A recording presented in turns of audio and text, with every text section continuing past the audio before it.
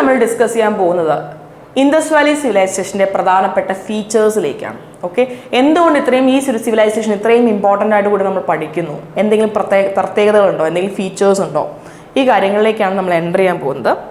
So the features of Indus valley civilization. എപ്പോഴും നോക്കുക, IVC എന്ന് പറയുമ്പോൾ തന്നെ നമ്മൾ ആദ്യം പറയുന്ന ഏറ്റവും പ്രധാനപ്പെട്ട ഫീച്ചറാണ് അതിൻ്റെ ടൗൺ പ്ലാനിങ് എന്ന് പറയുന്നത്. It's town planning. ഓക്കെ, ഏറ്റവും പ്രധാനമായിട്ട് നമ്മൾ പറയുന്ന ഒന്നാണ് ടൗൺ പ്ലാനിങ്. എങ്ങനെയായിരുന്നു ഇൻഡസ് വാലി സിവിലൈസേഷൻ്റെ ടൗൺ പ്ലാനിങ്? നിങ്ങൾക്കൊരു ഫിഗർ കാണിച്ചു തരാം. ഓക്കെ, ഇത് ഒരു ഇൻഡസ് വാലി സൈറ്റ് ആണെന്ന് കരുതുക. നോർമൽ കേസുകളിൽ ഇൻഡസ് വാലി സിവിലൈസേഷൻ രണ്ടായിട്ടാണ് ഡിവൈഡ് ചെയ്യാറുള്ളത്. നിങ്ങൾ ലൈൻ ഇവിടെ ഇങ്ങനെ വരച്ചു കഴിഞ്ഞാൽ ഈ ലൈൻ്റെ ടോപ്പിൽ നോക്കി കുറച്ച് ഹൈറ്റ് ഉള്ള പ്രദേശമാണ് അല്ലെ, കുറച്ച് ഹൈറ്റ് ഉള്ള അപ്രൈസ്ഡ് പ്ലാറ്റ്ഫോമിൽ കുറച്ച് മോണുമെന്റുകൾ ഇരിക്കുന്നുണ്ട്. ഈ ഒരു അപ്രൈസ്ഡ് പ്ലാറ്റ്ഫോമിൽ ഇരിക്കുന്നതിന് അപ്പർ ടൗൺ എന്നാണ് വിളിക്കുന്നത്. Upper town. ഇനി താഴെ നോക്കി ചെറിയ ചെറിയ ബിൽഡിങ്സ് ഇങ്ങനെ ഇരിക്കുന്നില്ല, ഇതൊക്കെ വീടുകളായിരുന്നു, പണ്ടത്തെ ആൾക്കാർ താമസിക്കുന്ന വീടുകളായിരുന്നു. ഇതിനെ നമ്മൾ ലോവർ ടൗൺ എന്ന് വിളിക്കും. Lower town.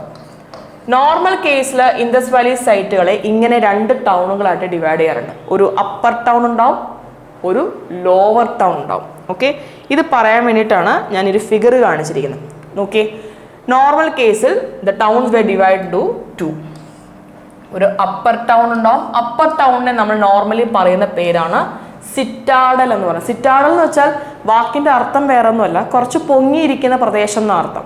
അപ്രീസ്റ്റ് പ്ലാറ്റ്ഫോമിൽ ഇരിക്കുന്ന ഭാഗം, അതാണ് അപ്പർ ടൗൺ അഥവാ സിറ്റാഡൽ എന്ന് പറയുന്നത്.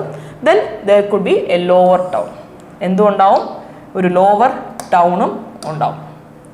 ഓക്കെ, ഇനി അപ്പർ ടൗണിൽ ആരാ ജീവിക്കാറുള്ളത്? അപ്പർ ടൗണിൽ എല്ലാവർക്കും ഒന്നും താമസിക്കാൻ അനുവാദമില്ല. ആ സൊസൈറ്റിയിൽ തന്നെ ഉള്ള അത്യാവശ്യം ഇലൈറ്റ് ആയിട്ടുള്ള ആൾക്കാർ, കുറച്ച് സോഷ്യലി ഇൻഫ്ലുവൻസിങ് ആയിട്ടുള്ള ആൾക്കാർ ഉണ്ടാവില്ലേ, അവർ മാത്രമാണ് അപ്പർ ടൗണിൽ ജീവിക്കാറ്. കുറച്ച് ഇലൈറ്റ് ആയിട്ടുള്ള ക്ലാസ് ഓഫ് പീപ്പിൾ ജീവിച്ചിരുന്ന സ്ഥലമാണ് അപ്പർ ടൗൺ. ചിലപ്പോൾ ഈ അഡ്മിനിസ്ട്രേഷൻ്റെ ഭാഗമായിട്ടൊക്കെ നിൽക്കുന്ന ആൾക്കാരില്ലേ, അവരൊക്കെ ആയിരിക്കും ചിലപ്പോൾ അത് ഓക്കുപ്പൈ ചെയ്യാം.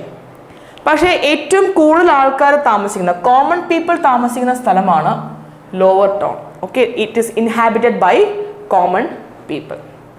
അപ്പോൾ അപ്പർ ടൗണും ലോവർ ടൗൺ. ഇതിന് എക്സെപ്ഷൻസ് ഉണ്ട് കേട്ടോ. എല്ലാ സ്ഥലങ്ങളിലും ഇങ്ങനെ രണ്ടായിട്ട് തന്നെ ഡിവൈഡ് ചെയ്യണം നിർബന്ധമില്ല. എക്സെപ്ഷൻസ് ആയിട്ട് പറയുന്ന രണ്ട് പ്രധാനപ്പെട്ട സൈറ്റുകളാണ്. ഒന്ന് ധോളാവീര, രണ്ട് ചാൻഹുദാരോ. ധോളാവീരയുടെ പ്രത്യേകത എന്താണെന്ന് വെച്ചാൽ it is the only site to be divide to 3 parts. നമ്മൾ സാധാരണ കേസിൽ രണ്ടായിട്ടല്ലേ ടൗണുകൾ ഡിവൈഡ് ചെയ്യാം. പക്ഷെ ധോളാവീരയുടെ കേസ് എന്ന് വെച്ചാൽ ഇടയിലൊരു എക്സ്ട്രാ ടൗൺ കൂടി കയറി വരും. എന്ന് വെച്ചാൽ അപ്പർ ടൗൺ ഒബ്വിയസ്ലി ഉണ്ടാവും, ഒരു മിഡിൽ ടൗൺ ഉണ്ടാവും, അതിനും താഴെ ലോവർ ടൗൺ ഉണ്ടാവും. എന്ന് വെച്ചാൽ 3ആയിട്ടാണ് ടൗണുകൾ ഡിവൈഡ് ചെയ്തിരിക്കുന്നത്. ഒരു അപ്പർ ടൗൺ ഉണ്ടാവും, ഒരു മിഡിൽ ടൗൺ ഉണ്ടാവും, ഒരു ലോവർ ടൗൺ ഉണ്ടാവും. ഇങ്ങനെ 3ആയിട്ട് ക്ലാസിഫൈ ചെയ്യപ്പെട്ടിട്ടുള്ള ഒരു സിറ്റിയാണ് Dholavira, which is in Gujarat. അതാണ് അതിൻ്റെ ഏറ്റവും വലിയൊരു പ്രത്യേകത എന്ന് വെച്ചാൽ. ഇനി ചാൻഹുദാരോ എന്ന സ്ഥലമുണ്ട്, നമ്മുടെ ഇന്നത്തെ പാകിസ്ഥാനിലാണ് ചാൻഹുദാരോ. ഇതിൻ്റെ പ്രത്യേകത എന്ന് വെച്ചാൽ ഇതിനിങ്ങനെ പല പല ഡിവിഷൻസ് ആയിട്ട് ഡിവൈഡ് ചെയ്യപ്പെട്ടിട്ടില്ല. ഒരൊറ്റ സിംഗിൾ ടൗൺ മാത്രമേ എവിടെയുള്ളൂ? ചാൻഹുദാരയിലുള്ളൂ. സാധാരണ കേസ് രണ്ടായിട്ടൊക്കെ ഡിവൈഡ് ചെയ്യാറില്ലേ, ആ രണ്ടായിട്ട് ഡിവൈഡ് ചെയ്തിട്ടില്ല. Citadel is absent in this Chanhudaro. ഒരു അപ്പർ ടൗൺ നമുക്ക് എവിടെ കാണാൻ കഴിയില്ല? ചാൻഹുദാരോയിൽ കാണാൻ കഴിയില്ല. ഓക്കെ, ഒരൊറ്റ സിംഗിൾ ടൗണേ ഉള്ളൂ. അപ്പോൾ സിംഗിൾ ടൗൺ ഉള്ളതുകൊണ്ട് തന്നെ നമുക്ക് പറയാം സോഷ്യലി അല്ലെങ്കിൽ സോഷ്യൽ ഹയറാർക്കി കുറച്ച് കുറവായിരിക്കാം ചാൻഹുദാരോ അല്ലേ. ഇവിടെ സോഷ്യൽ ക്ലാസസിന്റെ ബേസിസിലായിരുന്നില്ലേ അപ്പർ ലോവർ എന്നൊക്കെ പറഞ്ഞത്. ഇവിടെ ആ ക്ലാസിഫിക്കേഷൻ ഇല്ലായിരുന്നിരിക്കാം. അതുകൊണ്ടായിരിക്കും ഒറ്റ സിംഗിൾ ടൗണിൽ തന്നെ ഒതുങ്ങിയിട്ടുണ്ടാവാം. ഓക്കെ, ഇങ്ങനെയായിരുന്നു ടൗണുകളുടെ ഒരു സ്ട്രക്ചർ എന്ന് പറഞ്ഞാൽ. ഇനി ഈ സെറ്റിൽമെന്റുകളെല്ലാം ദേ ഫോളോഡ് എ ഗ്രിഡ് സിസ്റ്റം. നിങ്ങൾക്ക് ആ ഒരു അർബൻ സിറ്റീസ് ഒക്കെ നോക്കിക്കഴിഞ്ഞാൽ മനസ്സിലാവും, കുറച്ച് പ്ലാൻഡ് ആയിട്ടുള്ള സിറ്റീസ് ആണ് ഇതെല്ലാം. വെറുതെ എങ്ങനെയൊക്കെ ഉണ്ടാക്കിയിട്ടുള്ള സിറ്റീസ് ഒന്നുമല്ല, പ്ലാൻഡ് ആയിട്ടുള്ള സിറ്റീസ് ആണ്. കറക്റ്റ് 90 ഡിഗ്രിയിൽ കട്ട് ചെയ്യുന്ന റോഡുകളാണ്. അതുപോലെ വീടുകളൊക്കെ ആണെങ്കിലും കൂടുതലും ബേൺഡ് ബ്രിക്സ് ഉപയോഗിച്ചിട്ടാണ് വീടുകളൊക്കെ ഉണ്ടാക്കാറ്. ഇത് ഉണ്ടാക്കുന്ന സമയത്തും റൗണ്ട് ആയിട്ടുള്ള കൺസ്ട്രക്ഷൻസ് ഒന്നും ഇല്ല, അല്ലെങ്കിൽ വളഞ്ഞിരിക്കുന്ന കൺസ്ട്രക്ഷൻസ് ഒന്നുമില്ല. കറക്റ്റ് റെക്റ്റാംഗിളോ സ്ക്വയർ ഷേപ്പിലോ ഒക്കെ ഇരിക്കുന്ന വീടുകളായിരിക്കും ഉണ്ടാവുക. സെറ്റിൽമെന്റ് ഏരിയസ് അങ്ങനത്തെ ഒരു പാറ്റേണാണ് ഫോളോ ചെയ്യുന്നത്. ഇതിനെയാണ് നമ്മൾ ഗ്രിഡ് പാറ്റേൺ അഥവാ ഗ്രിഡ് സിസ്റ്റം എന്ന് പറയുന്നത്. കറക്റ്റ് 90 ഡിഗ്രി കട്ട് ചെയ്യുന്ന റോഡുകൾ. ഓക്കെ, വീടുകളാണെങ്കിലോ കറക്റ്റ് സ്ക്വയർ അല്ലെങ്കിൽ കറക്റ്റ് റെക്റ്റാങ്കിൾ ഷേപ്പിലൊക്കെ വരിക. ഇങ്ങനെയൊക്കെ ഇരിക്കുന്ന സിസ്റ്റം അല്ലെങ്കിൽ ആ ഒരു സിസ്റ്റം ഓഫ് സെറ്റിൽമെന്റ്സിനെയാണ് നമ്മൾ ഗ്രിഡ് പാറ്റേൺ ഫോളോ ചെയ്തിരുന്നു എന്ന് പറയാൻ കാരണം. പിന്നെ സ്ട്രീറ്റുകൾക്ക് എല്ലാത്തിലും ലൈറ്റിംഗ് ഫെസിലിറ്റീസ് ഉണ്ടായിരുന്നു. ഓക്കെ, സ്ട്രീറ്റ് ലൈറ്റിംഗ് ഫെസിലിറ്റീസ് ഉണ്ടായിരുന്നു. ഇന്നത്തെ പോലെ ട്യൂബ് ലൈറ്റ് ഒന്നും ഇല്ല ആ സമയത്ത്. തീപ്പന്തം വെച്ചിട്ടുള്ള പന്തം കൊളുത്തി സ്ട്രീറ്റ് ലൈറ്റിംഗ് ഫെസിലിറ്റീസും പ്രൊവൈഡ് ചെയ്തിരുന്നു എന്നാണ് പറയുന്നത്. കുറച്ചൊന്നും സിവിലൈസ്ഡ് ആയിട്ടുള്ള ആൾക്കാർ ജീവിച്ചിരുന്ന ഭാഗം, അതുകൊണ്ടാണ് ഇതിനെ സിവിലൈസേഷൻ എന്നൊക്കെ വിളിക്കുന്നത്. ഓക്കെ, ഇനി പ്രോപ്പർ ഡ്രെയിനേജ് സിസ്റ്റം ഉണ്ടായിരുന്നു. എല്ലാ വീടുകളിൽ നിന്നും വേസ്റ്റ് മെറ്റീരിയൽസ് ഒക്കെ കറക്റ്റായിട്ട് ഡ്രെയിൻ ഔട്ട് ചെയ്യാനായിട്ട് എന്തുണ്ടായിരുന്നു? There was a proper drainage system. ഈ ഡ്രെയിൻസ് എല്ലാം തന്നെ നിർമ്മിച്ചിരിക്കുന്നത് ജിപ്സം, മോർട്ടാർ, ലൈംസ്റ്റോൺ ഈ മെറ്റീരിയൽസ് കൊണ്ടാണ്. അതുകൊണ്ട് തന്നെ പെട്ടെന്നൊന്നും പൊട്ടിപ്പോകത്തില്ല, വെള്ളം ലീക്ക് ആവില്ല.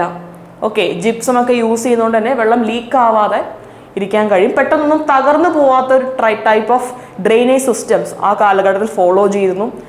ഇടയിലിടയിൽ ചില സോക്ക് പിറ്റുകൾ നൽകുമായിരുന്നു.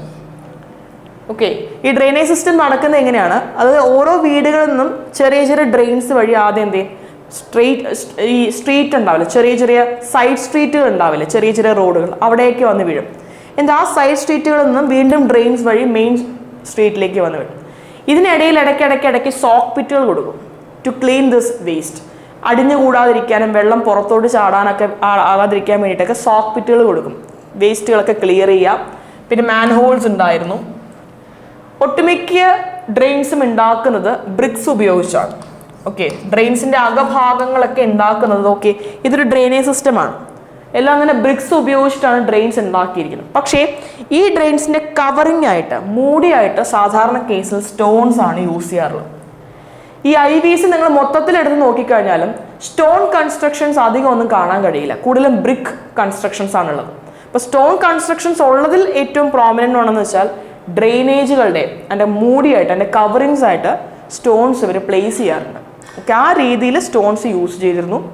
പിന്നെ ബാത്ത് ഏരിയ, എല്ലാ വീടുകളിലും ചെറിയൊരു ബാത്ത് ഏരിയ, കുളിക്കാനുള്ള സ്ഥലം ഉണ്ടായിരുന്നു. പിന്നെ എല്ലാ വീടുകളിലും ഒരു ബാത്ത് ഏരിയ ഉണ്ടായിരുന്നു. അതുപോലെ തന്നെ വെൽസ് ഉണ്ടായിരുന്നു. ഓക്കെ, കിണറുകൾ എന്ന് പറയുമ്പോൾ ഒരു ടാങ്ക് രൂപത്തിലും ഉണ്ടാകാം, ഇതുപോലെ മുകളിലോട്ട് നിൽക്കുന്ന രീതിയിൽ രൂപങ്ങളിലും വെൽസ് ഉണ്ടാക്കാറുണ്ട്, അല്ലെങ്കിൽ താഴെ കുഴിക്കുന്ന പോലെ ഇന്നത്തെ പോലെ കിണറുകളും കുഴിക്കാറുണ്ട്. അപ്പോൾ ഇത്തരത്തിലുള്ളൊരു സിസ്റ്റം ടൗൺ പ്ലാനിങ് ആ കാലഘട്ടങ്ങളിൽ ഉണ്ടായിരുന്നു.